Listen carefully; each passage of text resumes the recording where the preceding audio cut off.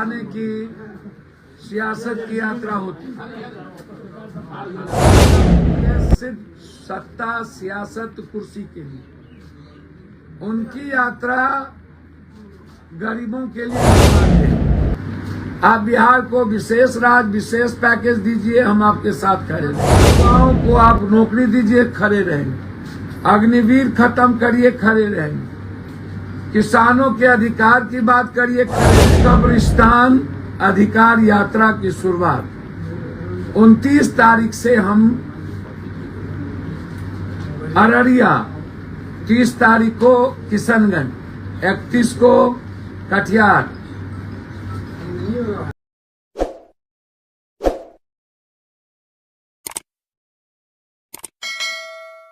नमस्कार, आप ABP news देखने की शुरुआत कर चुके हैं। मेरा नाम है राजा झा। देखिए, बिहार यात्रा पर लगातार सभी नेता चल रहे हैं। इसी बीच निर्दलीय सांसद पूर्णिया से सांसद है पप्पू यादव, अब वो बिहार यात्रा पर निकलेंगे। कई मुद्दों को लेकर वो लोगों के बीच जाएंगे और लोगों को संवाद करेंगे, लोगों को बताएंगे। देखिए, SC ST से लेकर आरक्षण सहित तमाम मुद्दों को लेकर वो 29 सितंबर से बिहार यात्रा करेंगे। सबसे पहले यह शुरुआत बिहार के अररिया जिले से होगी। उसके बाद 30 सितंबर को कोसी सीमांचल के किशनगंज पहुंचेंगे।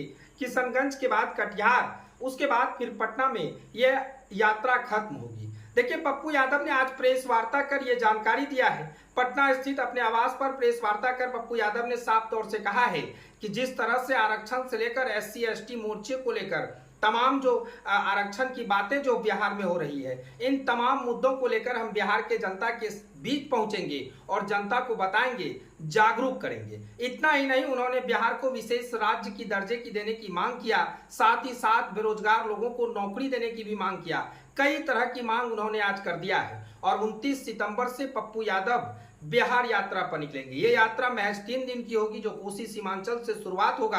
अररिया से लेकर किशनगंज, कटिहार, पूर्णिया होते हुए ये यात्रा पटना के गांधी मैदान में खत्म होगी। पप्पू यादव भी 29 सितंबर से यात्रा पर निकल रहे हैं। पप्पू यादव यात्रा को लेकर सहित नीतीश कुमार पर भी खूब भड़कते हुए नजर आए हैं। आगे पप्पू यादव प्रेस वार्ता में क्या कुछ कह रहे हैं वो आप सुनिए।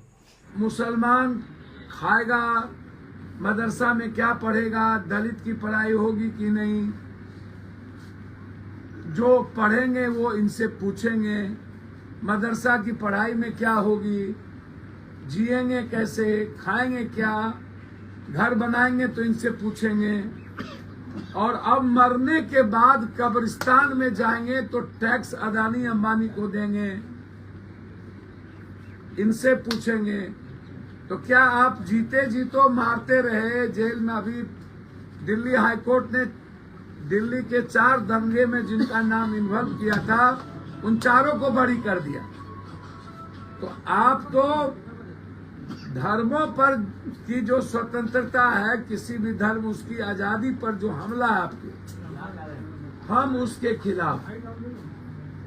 चाहे सिखिज्म हो, चाहे ईसाईयत हो, चाहे इस्लामिक हो, हम उसके खिलाफ। आप विकास का काम करिए, हम साथ देंगे। आप बिहार को विशेष राज्य, विशेष पैकेज दीजिए, हम आपके साथ खड़े रहेंगे। बिहार के युवाओं को आप नौकरी दीजिए, खड़े रहेंगे।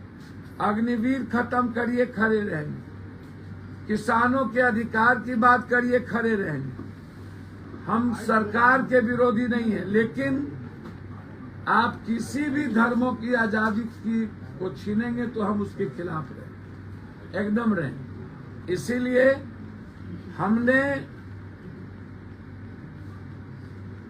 वक्फ कब्रिस्तान अधिकार यात्रा की शुरुआत 29 तारीख से हम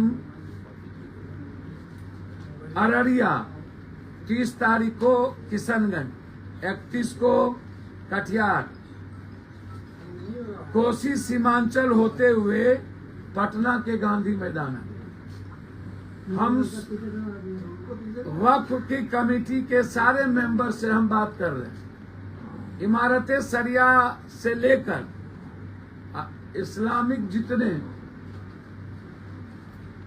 इदारा हैं, मिल्ली काउंसिल से लेकर के सबके इदारे के जो चीफ है, उनसे मेरी बातचीत हुई है। हमने अन्य धर्मों के लोगों से भी बातचीत की है। यदि इस तरह यह काला कानून लाते गए और कभी हर धर्मों की आजादी पर और लोगों के जीने के आजादी पर ये हमला करते रहे, अब मरने के बाद भी कब्रिस्तान में जाने के लिए सोचना पड़े मुसलमानों को या किसी को, टैक्स अदानी अंबानी को दे और सारी जमीन अदानी अंबानी को दे दिया जाए, तो ये जो सारी जमीनें अदानी अंबानी को दे दिया जाए, इसके हम खिलाफ हैं। मरने के बाद कब्रिस्तान का अधिकार के हम खिलाफ हैं।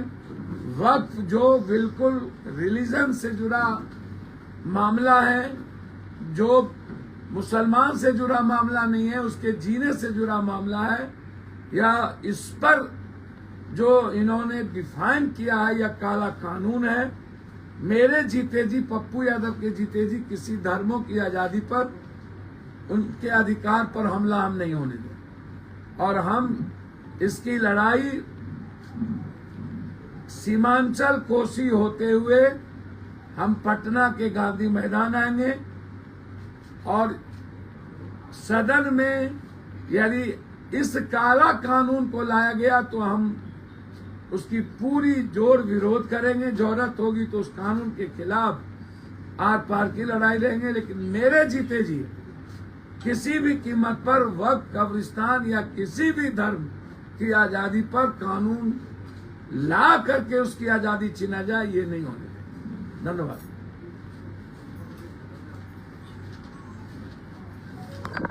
सवाल है सर बोल दिया, बोल अटुआ के गोविंदपुर में हिंदुओं के जमीन पे वक्फ बोर्ड ने नोटिस चिपका दिया है। सर वहाँ पे हिंदू परिवार नहीं, मुस्लिम परिवार भी आपको पता नहीं है, तब हिंदू हम आप डिफाइन करते। गोविंदपुर की जमीन पर न्याय सरकार को करनी है। जमीन किसी का भी हो, उस पर कोई नहीं चिपका सकता है, चाहे वक्फ भी हो चाहे किसी का निजी हो। हम उसके विरोध। नेताजी, एक सवाल है कि वक्फ बोर्ड का एक और नियम है कि उसके खिलाफ आप हाईकोर्ट भी नहीं जा सकते हैं अगर वो आपको जो है कर देता है कि ये वक्फ के अंदर जमीन आपकी आ रही है। सर, वक्फ बोर्ड की नियम हो सकते हैं, जब कानून बदलने की बात ये लोग कर रहे हैं, काला कानून क्लोजर जो 40 और आर्टिकल ऐसी है, तो उसमें बहुत सारी इन्होंने कानून को बदलने की बात कर दी है। तो जब वो कानून ही बदल जाएगा, एक्ट ही बदल जाएगा, तो आप सभी जगह जाने को, कल के दिन कोई पूछेगा कि कब्रिस्तान का रजिस्ट्रेशन है कि नहीं, मस्जिद का रजिस्ट्रेशन है कि नहीं, अमुक चीज का रजिस्ट्रेशन है कि नहीं, इस मंदिर का रजिस्ट्रेशन है कि नहीं। तो अब मंदिर और धर्म में भी जब कोई मेला लगता है, दुर्गा पूजा, काली पूजा, कोई भी चीज, तो शांति समिति की बैठक, अरे भैया जीने दो ना। पूजा में भी दंगा हो रहा है क्या? हर चीज में इनका अपना तरीका है। तो इसीलिए जब ये एक्ट बदल करके कानून ला करके आजादी पर हमला कर रहा है, उस पर तो हम कह रहे हैं। इसीलिए 29 तारीख से यात्रा अररिया से शुरू कर रहे हैं और पटना आएंगे। इसमें तत्कालिक हम सबसे बातचीत करेंगे अलग अलग फेज में। यह यात्रा किसी को अधिकार के हनन और काला कानून और संविधान बचाने के लिए है। यह यात्रा और लोगों के तरह जनता को धूल झोंकने और सियासत के लिए नहीं।